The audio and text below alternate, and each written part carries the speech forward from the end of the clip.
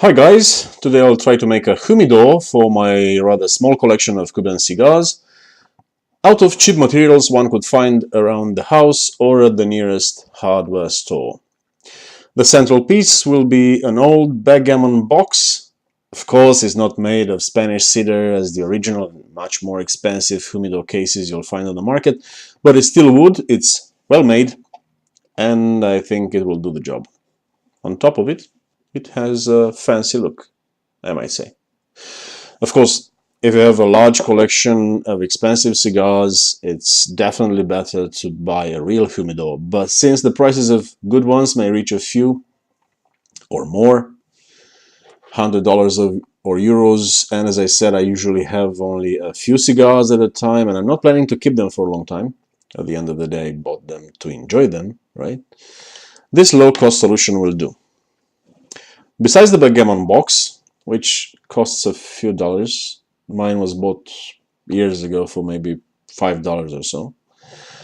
I also bought a humidifier with bidirectional beads that release and absorb moisture as needed so as to keep the humidity at the optimum level of around 70%. This one I got online for about 7 euros, while for another 5 euros or so, I got a hygrometer, which is vital to see if the humidity inside the case is at the desired level. If it isn't, all I have to do is to add a few more drops of distilled water on the bits. I also decided to buy a rubber band that will seal the case opening.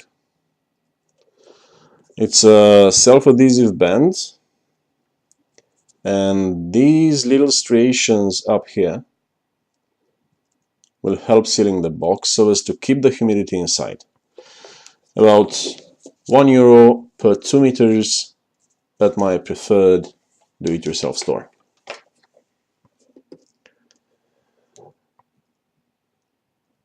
The first operation was to draw a circle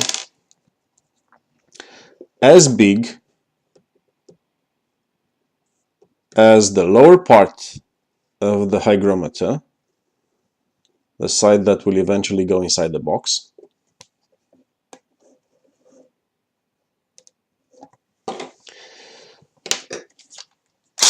And to dig a number of holes inside of this circle using my portable electric drill. Then by using a knife, a cutter, and a few more other shop tools, I remove the excess material so as to make a larger hole, roughly of the size of the lower part of the hygrometer, just slightly smaller. It's vital for the drill holes not to extend beyond the circumference of the lower side of the hygrometer, of the initial circle that is, because if they do, you'll end up with a hole that is too large and too difficult to seal afterwards.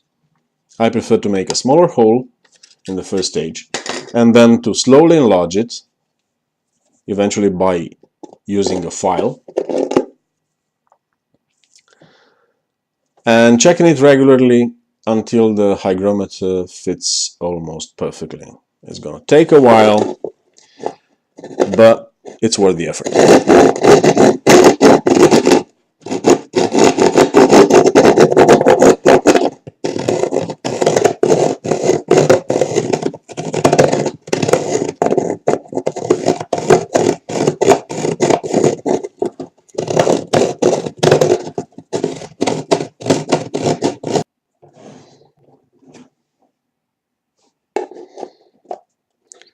Almost perfect. Just a few more adjustments to make.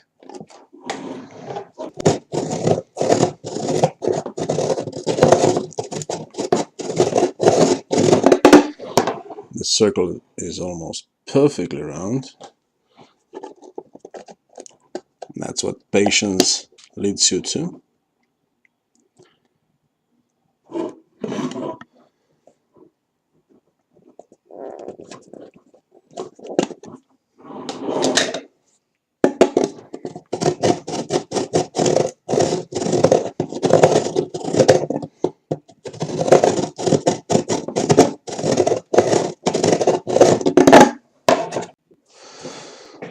Alright, I filed the hole, smoothed it up a little bit.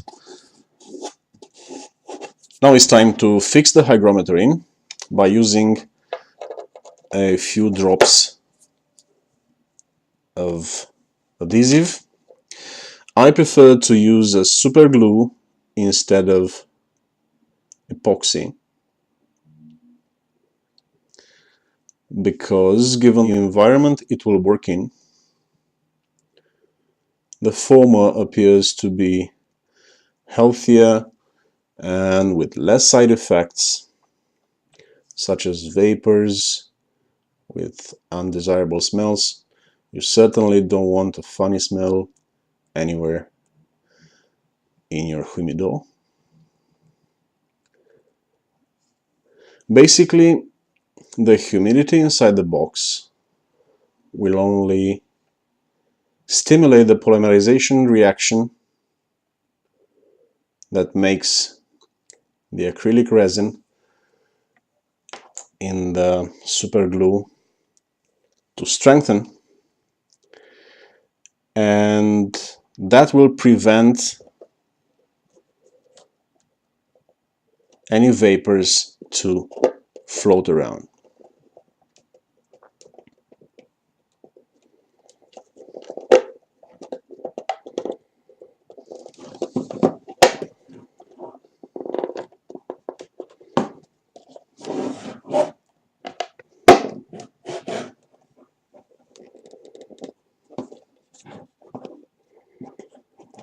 At least after a couple of hours.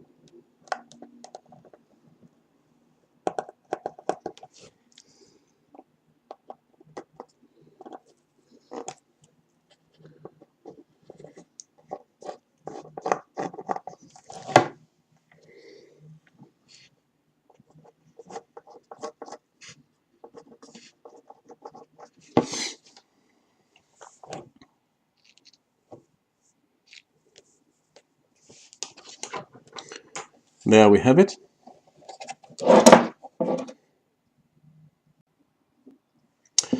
Alright, the hygrometer is firmly fixed in place. Next step is to fix the humidification system inside. There are mainly three types of such systems, each with its own pros and cons. We have the foam, which is the most basic solution, basically that kind of foam that you use to grow flowers in it. Then we have the silica beads and the crystal gel. I opted for the silica beads because they are incredibly durable. I won't have to replace them for the next 3 to 5 years or so. And unlike the crystal gel beads, which are good but not so good at absorbing the excess of water in the atmosphere, they are pre-treated with propylene glycol. That enables them to keep a specific humidity level, as I said before, around 70%. All I have to do is to sprinkle them with distilled water every few weeks, depending on what the hygrometer says.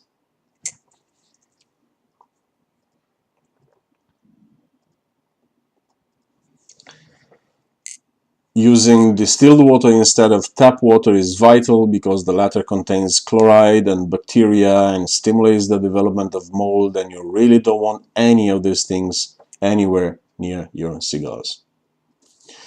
This small humidifier system is enough to keep more than 70 cigars in proper conditions.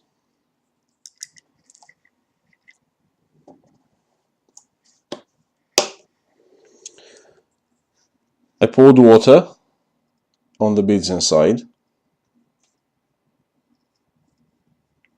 Wait for a few minutes for them to absorb it.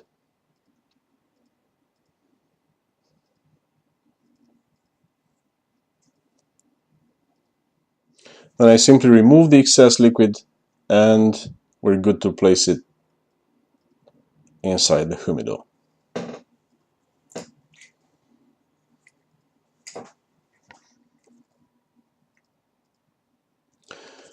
It came with a patch of double adhesive tape that helps us fix it in the place of our choice.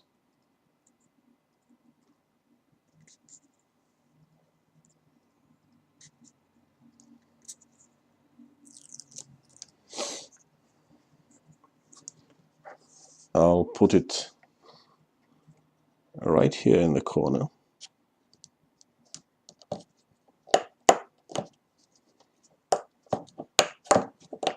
Firmly fixed.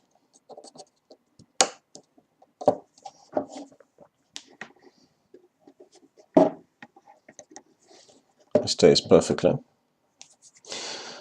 The sealing rubber band is also fixed.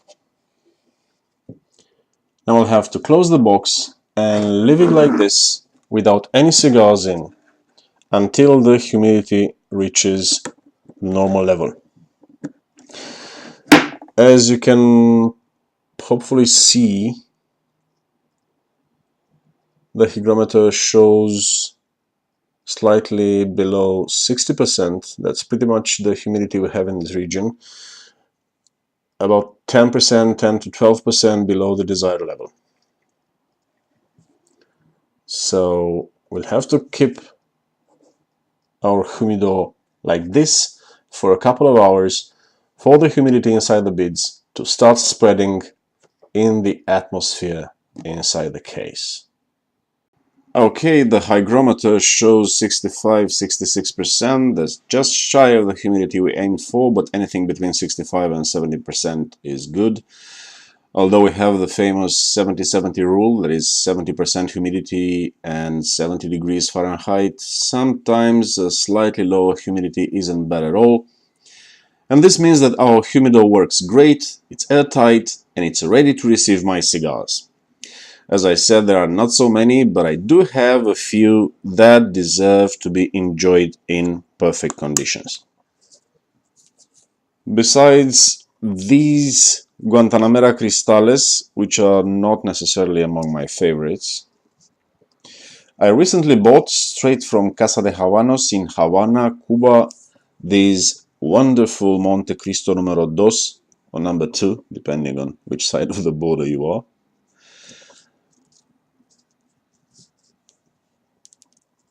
A Ramon Allones specially selected, which is a magnificent cigar, at least to my taste. And this Joyo de Monterrey Epicure number 2. There were more of them, but the others have already turned into smoke and pleasure. I also have a Nicaraguan cigar, an Antaño d'Arco Rojo, which is good, but not as good as its Cuban counterparts. So I do now have a fully functional humidor that costed me less than 20 euros or dollars and just a few hours of work.